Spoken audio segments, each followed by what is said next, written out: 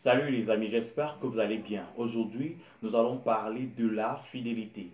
La fidélité est un don de Dieu. Si vous connaissez un homme ou une femme fidèle autour de vous, sachez qu'il ou elle est simplement en train de manifester l'un des attributs de Dieu. Hébreu le chapitre 13, le verset 8 nous dit que notre Seigneur est le même hier, aujourd'hui et éternellement. Pour que cette parole soit vraie, il faudrait que les prophéties, les promesses et les déclarations de notre Dieu demeurent invariables et inchangeables dans le temps et dans l'espace. Lorsque nous regardons les promesses du Christ faites dans Matthieu le chapitre 24, nous découvrons que nous sommes bel et bien en train de nager en plein pied là-dedans. C'est une preuve de ce que les paroles de notre Seigneur sont véritablement poussées par sa fidélité. Pierre Charon nous apprend que l'homme est merveilleusement ondoyant et divergent. Et c'est une parole véridique et véritable, tant l'homme sans Dieu ne pourrait être stable et manifester la fidélité.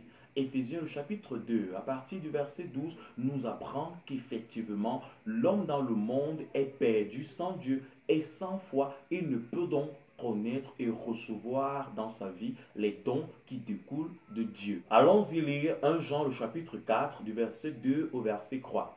Il est écrit ceci. Reconnaissez à ceci l'Esprit de Dieu. Tout esprit qui confesse Jésus-Christ venu en chair est de Dieu.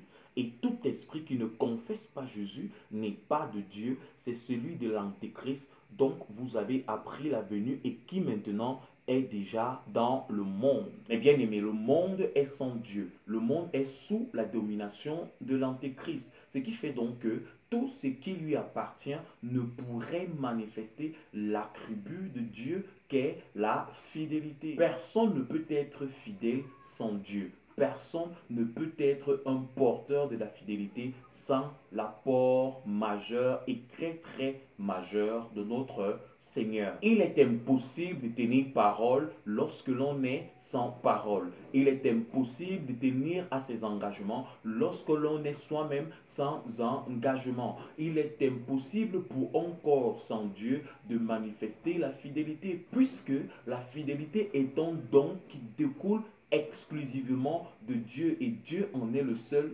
dispensateur sur cette terre. Les amis, aucun païen n'est fidèle et aucun d'entre eux ne pourrait être. Je vous invite à ne plus leur en tenir rigueur, puisque c'est un don que seuls les véritables enfants de Dieu peuvent en jouir. Dans sa première épître aux Corinthiens, le chapitre 6, à partir du verset 6, l'apôtre Paul, parlant aux chrétiens de Corinthe, fustige leur élan qu'ils avaient les frères envers les frères de se retrouver au milieu des sans-dieux ou au milieu des païens pour discuter des différends qui les opposaient. L'apôtre Paul dit, un frère plaide contre un frère au milieu des infidèles. Ici est appelé infidèle toute personne qui n'a pas reçu Jésus-Christ dans sa vie comme son Seigneur et son seul et unique Sauveur. Les amis, il est impossible à tout homme infidèle à Dieu de faire montre de fidélité parmi ses semblables. La fidélité à Dieu implique aussi la fidélité à ses congénères.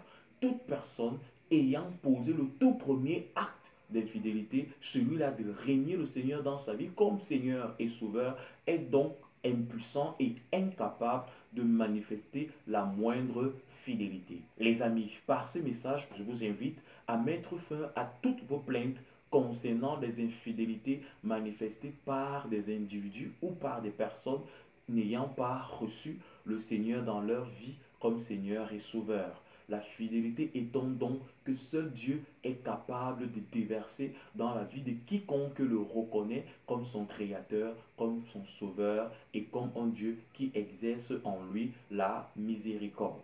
Mes frères, 1 Jean, le chapitre 4, le verset 17, nous dit que tel notre Père est, tel nous sommes sur la terre. En tant qu'ambassadeur de Dieu sur la terre, ambassadeur de Jésus-Christ sur la terre, nous sommes donc la manifestation de la fidélité. Partout où nous entrons, partout où nous passons, nous devons manifester la fidélité qui est l'un de ces attributs que Dieu a bien voulu répandre dans la vie de ceux-là qui lui appartiennent et de ceux qui ont accepté de recevoir ce don précieux que représente la grâce de notre Dieu dans leur vie comme Seigneur et Sauveur. Mes frères, revenons à notre Dieu. Revenez à Jésus-Christ. Pour vous qui manifestez de l'infidélité à vos engagements devant le Seigneur, de l'infidélité à vos heures de prière, de méditation, de l'infidélité dans votre marche chrétienne, dans votre parcours en tant qu'enfant de Dieu, de l'infidélité envers votre conjoint, envers vos frères, envers vos sœurs, ce message est celui que le Seigneur m'envoie vous présenter. Il est temps pour vous de retourner à la maison. Il est temps pour vous de prendre une décision radicale qui changera votre identité, vous fera passer d'infidèle à une personne fidèle. Le Seigneur voudrait vous donner une seconde possibilité, un second moyen par lequel votre vie prendra une nouvelle tournure, une tournure salvatrice. Recevez ce message avec joie, avec empressement, et qu'en retour, il puisse faire jaillir et naître en vous l'homme fidèle ou la femme fidèle qui, depuis de nombreuses périodes, n'a plus jamais pu se manifester. Prenez soin de vous. Shalom.